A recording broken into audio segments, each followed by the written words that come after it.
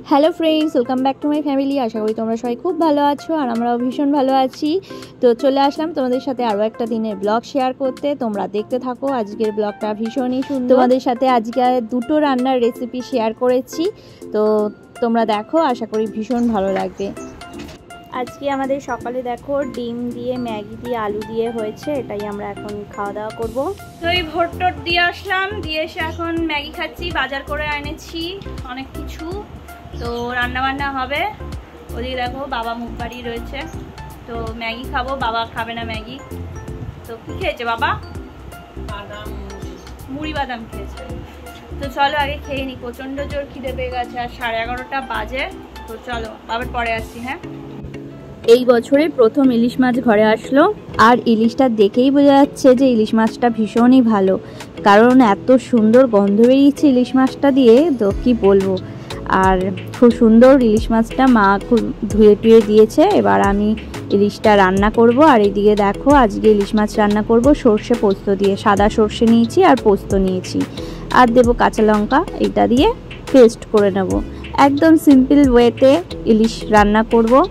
আর তার আগে দেখো নুন হলুদ মাখিয়ে নেব, আর তার সাথে এই যে পেস্টটা বানিয়ে নিয়েছি সর্ষে পোস্ত আর কাঁচা লঙ্কা দিয়ে, এইটা একসাথেই ভালো করে মাখিয়ে মাছটাকে ম্যারিনেট করে রাখবো কিছুক্ষণের জন্য। এই যে দেখো এটা আমি সব মশলাটা নিয়ে নিয়েছি, আর ওই মিক্সির জল দিয়েছি, ওর মধ্যে মশলা রয়েছে, তো ওটা আলাদা করে রেখে দিয়েছি, ওটা পরে মেশাবো। তো এখন মশলাটা দিয়েই ভালো করে মিশিয়ে নিতে হবে। আমি দেখো চামচ দিয়ে মেশাচ্ছি, কিন্তু এটা হাত দিয়েই ভালো করে মেশাতে হবে। তো আমি মিশিয়ে নিয়ে তোমাদেরকে দেখাচ্ছি, ঠিক আছে? এই যে দেখো মাছগুলো মশলার সাথে ভালোভাবে মিশে গেছে। এবার আমি এটা কিছুক্ষণ রেখে দেবো। এদিকে কড়াইতে সর্ষের তেল দিয়ে দিয়েছি, কারণ ইলিশ মাছ সর্ষের তেল ছাড়া একদমই ভালো লাগে না। তো মানে আমার কাছে ইলিশ মাছ হলে একদমই সর্ষের তেল দিয়ে হবে। আর দেখো সর্ষের তেলে কালো জিরে সম্বাদ দিয়ে দিয়েছি, আর হলো তেলটা গরম হয়ে এসছে। আর এদিকে মাথাটা আমি রেখে দিয়েছি, জানো তো, মাথাটা আর ইলিশ মাছের তেলটা দিয়ে ভাবছি অন্যদিন একটা কচুর শাকের রেসিপি করব। আর এইদিকে দেখো ইলিশ মাছগুলো মশলা দিয়ে মাখিয়ে রেখেছি, তো এইগুলো তেলের মধ্যে এরকম এক পিস করে সুন্দর করে সাজিয়ে দেবো। আজকে ইলিশ মাছটা 1 কেজি ওজনের পুরো, তো পিসগুলো বেশ ভালোই হয়েছে। আর একদম আমাদের ঘরে 9 জন মেম্বার, আর আমাদের ইলিশ মাছের পিস হয়েছে 10টা, তো একটা পিস এক্সট্রা হয়েছে। ইলিশ মাছ ভালো লাগে না এরকম বাঙালি খুঁজে পাওয়া যাবে না হয়তো। তো আমাদের ঘরে মানে সবাই প্রত্যেকে ইলিশ মাছ ভীষণই ভালোবাসে, আর তার উপর তো আমরা আবার বাঙাল, তো বুঝতেই পারছো আমাদের কথায় কথায় ইলিশ মাছ। আর এখন তো সারা বছরই কম বেশি ইলিশ মাছ ভালোই পাওয়া যায়, কিন্তু সারা বছর সেরকমভাবে ইলিশ মাছ খাওয়া না হলেও এই বর্ষার সিজনে কিন্তু ইলিশ মাছটা ভীষণভাবে চলে আমাদের ঘরে। আর এই এমনিতে পুজো সময় আমাদের আবার নিয়ম আছে, সরস্বতী পুজো, লক্ষ্মী পুজো, দুর্গা পুজো, ইলিশ মাছ খেতে হয়। তো সেই সময় ভালো ইলিশ মাছ পাওয়া গেলে পরে নেওয়া হয়। তো আজকে ইলিশ মাছটা বেশ ভালোই পছন্দ হয়েছিল, তো সেই কারণে নিয়ে নেওয়া হলো।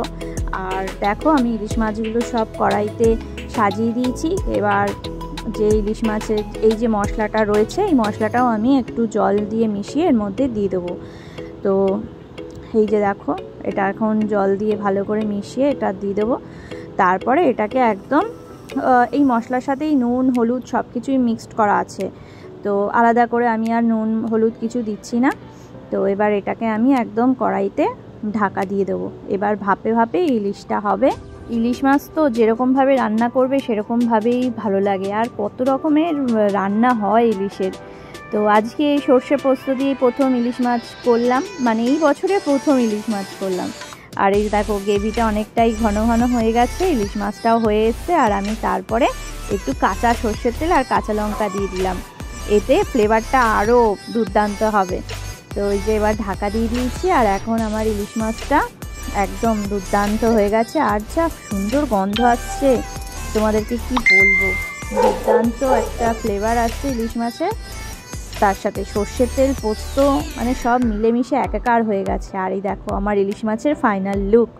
তো খেতে সত্যি অসাধারণের থেকেও আমি মানে একদম আপার লেভেল, এত টেস্টি। আর সবথেকে বড় কথা মাছটা ভীষণই ভালো ছিল।